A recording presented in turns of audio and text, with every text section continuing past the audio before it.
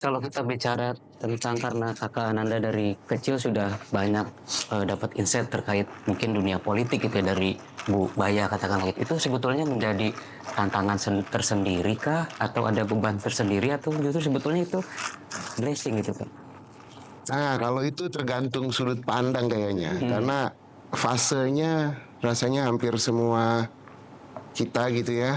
Kalau punya orang tua yang memang menonjol, makanya ada fase itu menjadi satu tekanan, bener. tapi ada fase itu menjadi blessing.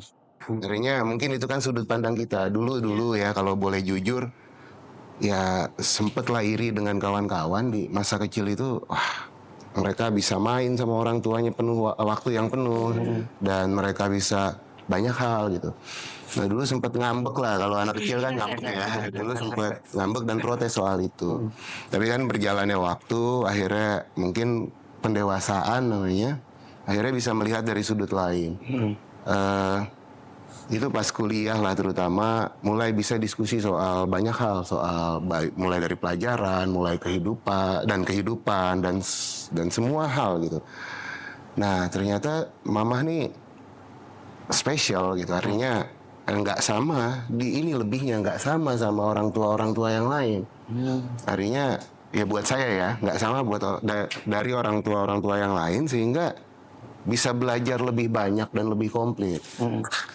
Jadi kalau pertanyaan Kak Wahyu tadi itu ya semua fasenya kayaknya terlewati Kak Wahyu. Jadi mulai dari ada nggak enaknya, tapi ternyata banyak enaknya. Mhm, Dan apalagi ketika kita sudah dewasa begini kan, ketika kita sudah jauh lebih lebih apa ya, lebih memahami soal kehidupan kita, lebih banyak blessingnya ternyata. mhm. Jadi kayak kita bisa cerita apa saja, bahkan diskusi apa saja gitu. Jadi teman diskusi ya Jadi Kak ya? banyak kan mama tuh jadi teman diskusi Ya. sebenarnya.